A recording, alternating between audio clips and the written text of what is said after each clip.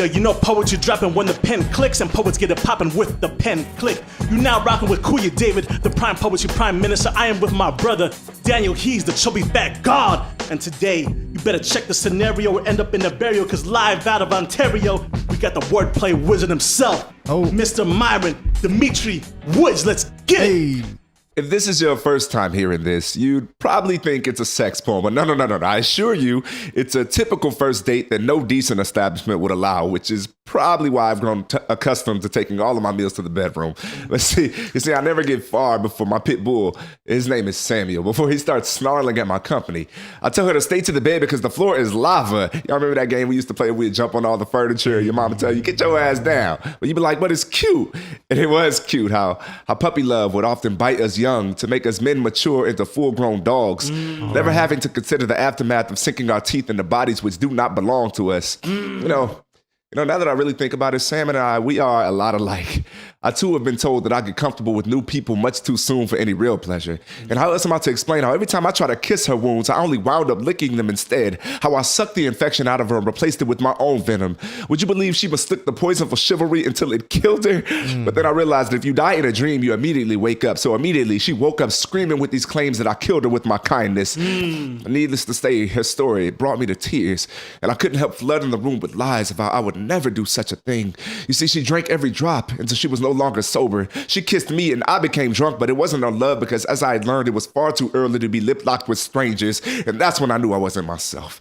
Because when I looked in the mirror, I started growling. And when I looked back at her, we were both panting. She told me how cute I was just before she got lost in my puppy dog eyes, and I never saw her again until one day I was tied to a pole in front of a store. A sweet lady who looked just like her unleashed me. She asked me if I bite, but before either of us could respond, my teeth were already deep into her neck. She moaned from the pain, but I promised I would never hurt another lover, so I left. I went back to where I was once in prison, but there was a sign in the window. It read, "No dogs allowed." I walked in anyways and was asked to speak by the owner, and when I did, I must have said the magic words because I was now seated at this fancy diner. My date, she sat opposite of me, but I never saw her clearly because by the time I knew what I wanted, I looked across the table. She was already left over, so I took her home in a doggy bag and ate her on the bed. She ended up spilling all over the covers, and her scent was impossible to wash from the sheets, y'all. So all I could think to do was flip the mattress over trying, only to my surprise to find a lone starfish, yes, a starfish of all things, lying on my pillow. Like y'all are probably thinking, I couldn't help wonder how a critter so far from the sea ended up in my bedroom, and the anticipation must have killed him because he woke up and told me he was once just a piece of consolation. And somewhere along the lines, he ended up mistaking one ocean for another, and now he can only dream the sky went so shallow as to cast him back into the sea with all the other broken wishes. And it reminded me of Sam. And every once in a while, I'll see him lying down with his head bowed over crossed paws.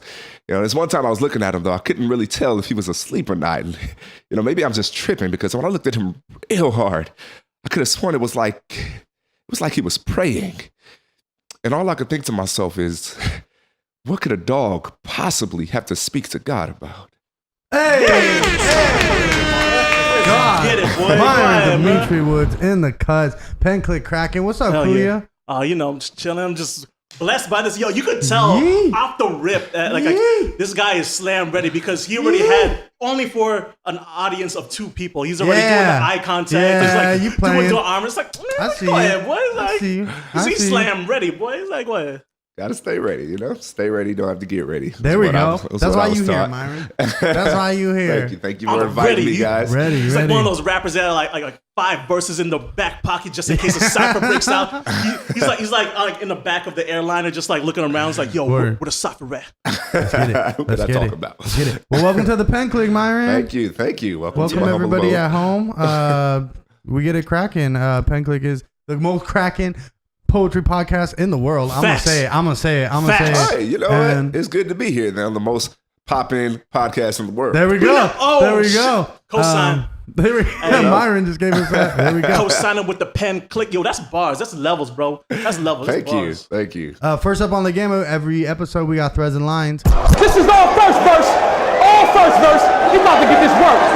So for the listeners at home, for Myron, Threads and Line is where Myron's going to spit some verse. He just did. Fire, bars. And me and David prompted it, and we pulled a couple little things from it, and we're going to break it down. We're going to find the finer points, the threads and lines that make this poem up, what make up these lines, if you will, even. Yeah. Kuya, what's up? You got thoughts? Yeah. You got something off the jump? Right. Off the rip, it's like, Hit me. stylistically, okay, your wordplay is just like leagues above a lot who I would say that contemporaries. All right. Like a lot of slammers these days, they either do like a lot of tear jerking, where like, oh, let me tell you the sad shit, so let me emotionally prime you to vote for me, or on some like really bait, obvious metaphors, like, oh yeah, like this is about my life. My life is a high school, and every day I'm using my EBT for this like whack shit, and that's soul food, so that's food for thought. It's like, all right, bro, calm down, chill, bro.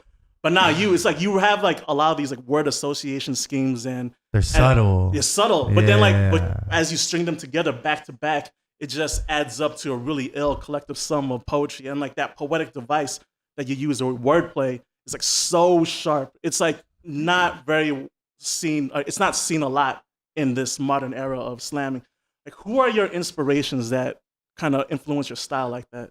Oh man, that is probably the broadest question you could ask me. My inspirations, to be honest, I don't look to a lot of poets for inspiration. I look to other art forms, other medias within movies and television or hip hop or jazz. As far as the poetry scene, though, I have a lot of, I do have a few inspirations as Simply Cat. She pretty much like brought me up in the game, told me just to really be honest with my poetry. If you're not being honest, what are you doing? Bless the guys, we see you. Yeah, Simply Cat. Rudy Francisco is a big inspiration of mine. I really like his wordplay, and his really, smart, he's able to captivate an audience very well. Word. Just command the stage. Another inspiration of mine, I like some of my teammates from last year, Aman Batra and Keto Fortune. Shout out to Keto, God. Yo, Young Afro in the building. Keto's I'm so excited about everything Keto's doing all the time. One of my favorite poets, actually, definitely my like top 3. Okay, well, let me say top 3 off the rip. My top 3 would probably be Simply Cat, Rudy Francisco, and then Hanif Abdulakib. Is that how you pronounce it? That's how I pronounce it. I hope that's right. It's a complex name. His style is so dope. Culture. He's very subtle. He's been described when I've talked to other artists about him. He cuts a lot of the fat off. His poems are very lean, and I really appreciate that. They're hard to latch on to sometimes, but when you get it, when it clicks for you, you really appreciate it. And you feel like you've done something. Right. Yeah. As soon as you said his name, I could like already see the link. Yeah. Because his narrative style, and like how yours was just like essentially a scenario, and you're breaking it down as you're making your realizations. Yeah, and I appreciate that. And I appreciate you, because I don't think I'm anywhere on that level yet of trying to write a story, make a story happen. But he's one of my inspirations. And then shout out to Super B. Yeah, what's up, Super B? We Shout love out you, Super B. Brian Bolivia, what up? He's a friend of mine, and he's coached me through some things. He's mentored me some things, and I really, I'll be on YouTube looking at his poems all day, just how he sets a story up and just keeps it going. Yeah, he's very rounded too. Like, he does all the things. He's emotive as well as clever, as well as like, you know what I'm saying? And you're similar in that vein. Like you word, you doing it, G. Because it is not only like a style thing, like listen to my voice and how I talk and how I present things. It's always nice whenever you could see that support the poetry and vice versa. Right. You know what I'm saying? You have it's very apparent you have technical poetic craft. Yeah, some people it sounds like they're just reading an essay, craft, and it's like, nah, this guy's actually writing and spitting poetry, and that's super important. Thank you. And that speaking of craft, that I would have to attribute to Beskett. So he told me to take a year or 2 off from slam, which is where I got my start, and work on your craft. Just work on writing, how you want to bring the story together. And I was like, well, I didn't want to do it. I did it. And hey, we love you all. We're going to name drop everybody right now. You feel me? I got a name drop when I can. That's real talk, though. Is it a lot of contemporary stuff, obviously, that you're pulling from, or are you delving at all? Yeah, it's both. I try to, one thing I was taught by my various mentors is pull inspiration from everything. Right. Yeah, but as far as poetry, are you reaching back? Yeah. Are you using it? You know what I'm saying? Like, you mean, am I reaching back as far as who I'm inspired by? Yeah. I'll hop on YouTube every once in a while. It's hard to get a hold of that stuff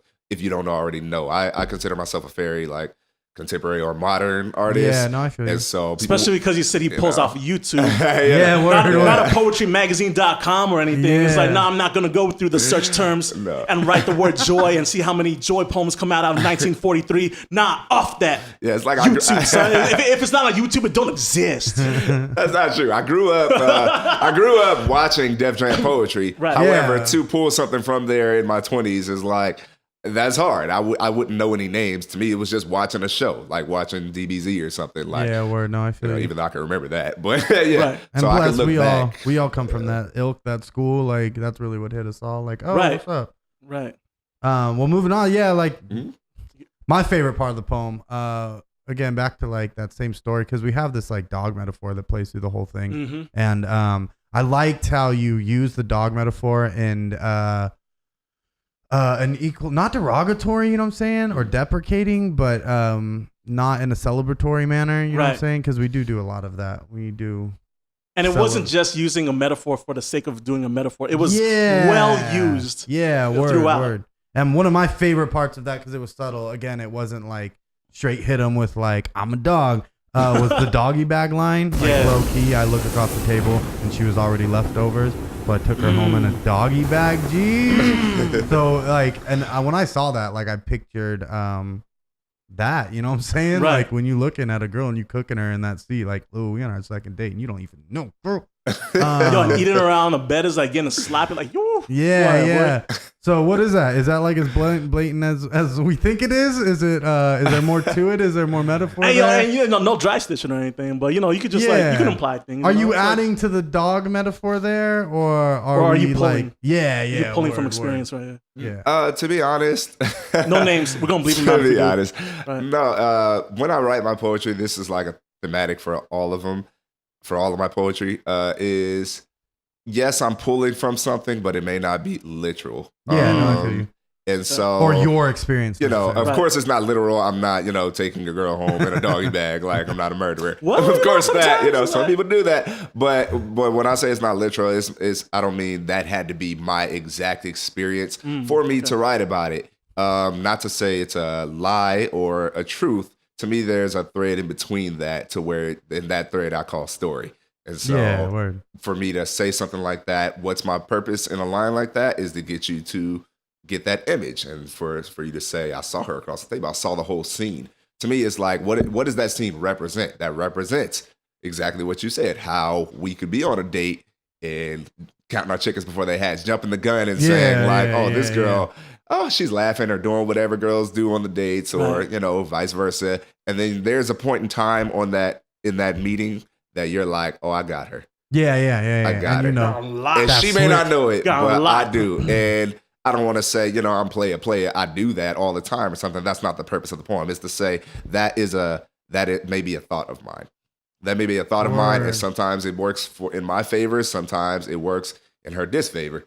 And, you know, it and just is what it is. Going back to like what I said about the dog metaphor, it isn't like celebratory in the same way, and it isn't like deprecating. It's kind of like just facts. You know what I'm saying?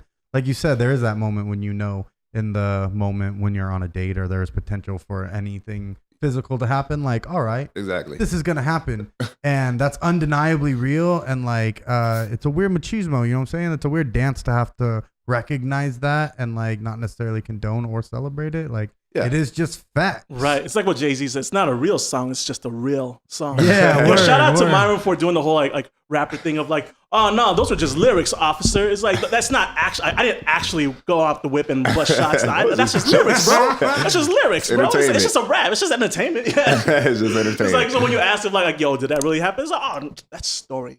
Okay. Poetic license. You know. Bars. That's threads and lines. That's the science of that piece. What's that piece called, Myron? It's called Pitbull. That is part 2. Full part 2. sure. Time. Yeah. Moving on off of threads and lines. Y'all watch the Pen Click on YouTube, so y'all know what to do. Like, comment, subscribe.